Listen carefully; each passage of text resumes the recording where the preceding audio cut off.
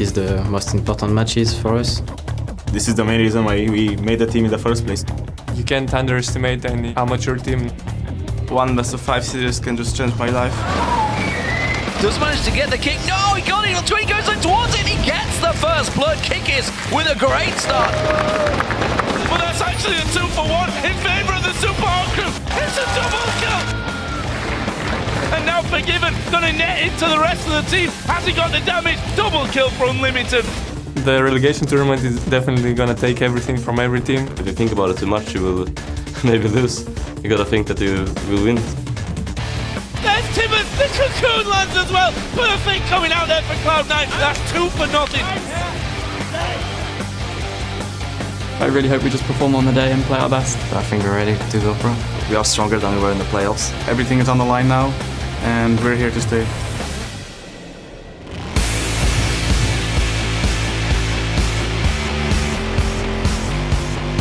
Welcome, ladies and gentlemen, to the second day of the European Summer Promotion Tournament, coming to you live from our studios here in Cologne, Germany. I am Lydia Smith, and alongside me once again is Trevor Quickshot Henry after his little jaunt to North America. Today, 4 teams will battle it out for a chance to join or rejoin the LCS and compete in the upcoming summer split. Yeah, yesterday we seen Millennium defeat the Ninjas in Pajamas in a series that went all the way. That secured their own spot in the league, but we expect it to be some fierce competition for the last 2 spots here today. Yeah, now let's talk about some league action from earlier today. Over in Korea, OGN, they are almost down to the final 4 teams. The 5th blind pick game between KT Bullets and Najin Whiteshield is just wrapping up to decide who will be that 4th and final team to qualify for the semi-finals. Yeah, so Ozone and SKT T1K did battle last week, and not surprisingly, it was Ozone that beat the world champions 3-1. SKT T1K have been underperforming in recent weeks. Samsung Blue, they impressed many by outing CJ Enter's Frost 3-1, and Blaze was able to hold their own against the high-risk, high-reward style of KT Arrows long enough to take another 3-1 victory. So getting close to rounding out the playoffs. And of course, SKT1K got knocked out of the OGN Spring, but we will see them competing with the former world champions, the Taipei Assassins from Season 2, and Fnatic from Season 1, and of course alongside them will be OMG and Cloud9, all at the All-Star Invitational, which begins on May 8th in Paris, France. Yeah, and I'm obviously extremely excited about the international competition, but I'm also really looking forward to the multi-region All-Star Challenge teams playing a different game mode at the start of every day. You guys voted in former pros Toys and Messiah to join those teams for a Hexakill game, and it's great to see them dueling on the Rift in a little more less pressure situation. And I'd love to see Jat still there, nevertheless. Now, though, let's bring things back over to here in Europe and talk about yesterday's promotion series. Congratulations goes to Millennium, who requalified for the LCS after an incredibly lengthy and tense match against Ninjas in Pajamas. That went to all 5 matches, and it was a lengthy affair, that's for sure. It was, and you could definitely argue that both teams made plenty of mistakes over the course of the brawls and all 5 games. They both played very calculated in a very patient fashion, and in the end, it was Millennium who came out ahead. They took command of the 5th and final game of the series. They secured their spot for the summer split of the LCS, and they'll be back to try and challenge for Worlds. And of course, during the 4th match of that series, there were 2 #LCS big plays that had you guys buzzing. First up, it is Kevin's Jax 5-man Counter-Strike. This came in from @DanielHorn94, and he said, "Holy Jax, that Pentastun. This was your second most talked about play." Who's going to get the better of this one? The culling goes out. There is the solar flare used as well. Kevin is actually still over there by the dragon as Mitty's gone very, very deep. Gets himself locked up. Here's Kevin right to the middle. He manages to stun the entire team. And now 0-0 with no ultimate's going to go down. That's a double kill for Jax. Well, D-Man, that was stunning indeed. And from that same game, we have the incredible Kale Quadra kill from Nuke Duck. This came from @DavidCR1996. The Quadra Duck with the Sheen Kale was so impressive. This was your most talked about play.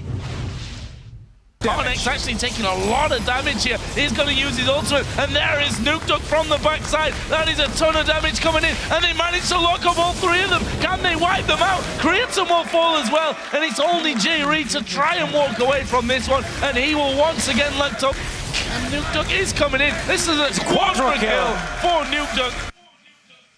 Certainly a very entertaining match, that one, the Game 4. Remember to send us your favorite plays from the games today by tweeting them to @LOL Esports and using the hashtag LCSBigPlays. So let's take a quick look at the standings so far. We mentioned the Millennium won their series yesterday, which moves them into the Summer Split, while Ninjas in Pajamas, well, they're going to be heading to the Summer Challenger Series. Yeah, and that brings us to today's games. First up will be the Super Hot Crew versus Cloud9 Eclipse, and then the Copenhagen Wolves will face Denial Esports. Both of those are a best of 5, so strap yourselves in. We are in for a whole heap of action and many more hours of League. Absolutely. You can keep track of these matches with stats, VODs, articles, and much more over at lolesports.com. You'll also find the schedule for all of the upcoming games, which now include the full listing for the All-Star event. That's also where you can tell us who you think will win today's matches. Yeah, just click on the team you believe will win their series, and we'll check in before the first game in each to see how you voted. And while you're voting, on the website, of course, head over to vote.lolesports.com to pick one champion that will be played by both teams during the special Earth match at the All-Star Challenge in Paris. Yeah, the Fire and Ice Challenge teams will face off in this OP mode on May 8th. And one champion will be the same on both sides. You'll find a full list of available choices along with a list of the banned champions on the site. Yeah, get your votes in and imagine what could happen when two Zeds go face-to-face in ultra rapid fire mode at that level of play. It's mind-boggling. Well, seeing two LeBlancs right now in OGN is pretty mind-boggling. Of course, if you are in one of those seats right here or anywhere else in the world, we'd also like to hear from you. So send us a tweet and tell us which team has the psychological advantage in the promotion series and why. Yeah, so after watching yesterday's series that went to all 5 games, we want to know who you think will be able to handle their nerves and play to the best of their ability today. This is based on mindset and psychological advantage coming into today's best of 5s. Consider the LCS teams fighting for their jobs or the challenger teams looking to secure a spot in the LCS. Be sure to send those to us at LOL Esports along with the hashtag LCS, and we'll check your responses, and Shox will read some of our favorites on air later in the day. And of course, we'll actually check in with Shox right now, who is standing by with Deficio and our guest analyst, Dexter. Thank you very much, D-Man. Indeed, I am EpicSkillshot supporter, joined by Martin, Deficio, Lunge, and Dexter. Once again, will providing us with his expert analysis throughout the day. Guys, yesterday, Millennium making it through after a very thrilling best of 5 versus NIP. Today, 2 best of 5s. Very first game up is the Super Hot Crew as they take on Cloud9 Eclipse. Dexter, is there one of the 2 teams that has a clear edge for you? I don't think so. I think it can go either way. It just depends on who's prepared, and yeah.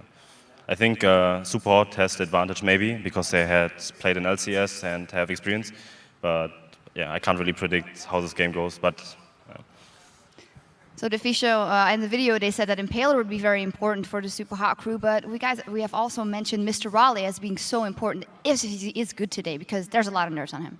Yeah, well, the dual lane for Super Hot Crew has been one of the best, actually. When you take a lot of the games during the season, they always do well in lane, always farm well. And Mr. Riley's, of course, shown if he gets a few kills early on, he can actually carry a game. Could be a big deal for Super Hot Crew. I still think jungler, the 2 junglers is going to be the big deal here. The new jungler for Cloud9, of course, coming in here. Nerves is there. Impaler, who played the entire season and just got better and better.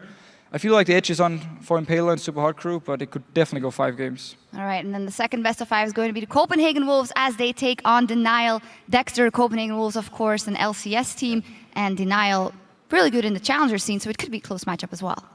No offense, but I think it will be 3-0 for Copenhagen Wolves. I think they're really good, actually. So yeah. Do you have anything to back that up, or is it just very clear? I think Forgiven is like probably the best AD carry in Europe right now. Like, even Reckless said it for himself that he's really, really good and he respects him a lot. And yeah, I think Amazing is like the best jungler too. It's like they have incredibly talented people, and yeah, they actually have like a good gameplay, I think, from what I saw. And I think they have the advantage in that game pretty much. And that's the good thing about it, because for Denial, Kikis is very important, the jungler. Obviously, going against Amazing can be very hard for him. And I don't see the solo laners from Denial actually killing Youngbok and Kautat one by one. And it's normally when you want to beat Copenhagen Wolves, you kill the Youngbok or Kautat, shut them down early because they are the weaker ones on the team. I don't think Denial can do it. And therefore, as he said himself, Forgiven and Amazing can come in there and just carry the whole thing. So you guys are calling it for Copenhagen Wolves for the second one. First one? I would go with Super Hot Crew because they have Mr. Ellis too. I think Mr. Ellis is really good for himself, and yeah. All right, Deficio? Yeah, I think Super Crew as well, but I think it's going to be 5 games. I think it's going to be 5 games. Well, we sure hope so. We're going to take a short break to get things ready for this first best of 5. But before we head in, let's take a closer look at Cloud9 Eclipse and their new jungle, Santorin. Cloud9 lost their best player from the jungle, Ku, because he is underage and will be unable to participate in the promotion tournament. Without Ko, they have never won anything. A couple of months ago, we substituted Kao with another jungler, and we got beaten by Denial Esports. So I guess that's what they're thinking, that we're gonna be as weak as before.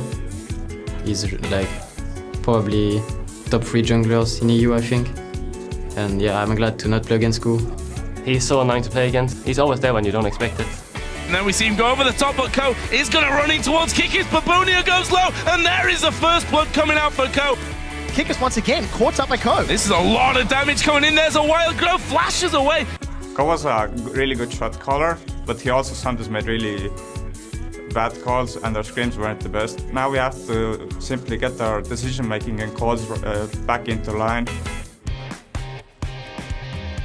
Santorin was like a really good solo queue player, and many like LCS players said that if you want to get some good jungler, you should maybe go for Santorin because he's performing really good. I was only playing solo queue because I wanted the really good teams to notice me. Well, luckily Ku was underage, so Cloud9 needed a new jungler. Basically, after the last challenges scene series that we won against NIP, we just started to play with him ASAP. Santorin was really motivated to join the team. I feel really comfortable because I've always thought that I was just as good as the others. He's filling Kao's role pretty well. I think we're gonna do better with Santorin than Kao. The start wasn't the best, but he picked up really fast, and I think our scrims are looking really good. Impaler, with the experience, I definitely think will have the edge going into these games. If you base the facts around this, everyone has more experience than our team. Since they have LCS seasons behind them, we're just an amateur team. But I think Santorin is a better mechanically jungler than Impaler. But of course it all depends on the team. Yeah, I think he was the rank 1 jungler in solo queue. I started spamming solo queue as well to get my mechanics as good as his, or probably better now. I think Santorin can apply decent pressure against Impaler so that he doesn't get outclassed. I think Impaler have grown a lot as a player because in the start when he joined LCS, I saw him as one of the weaker LCS junglers, but throughout the year he have really gotten some skill level, I would say.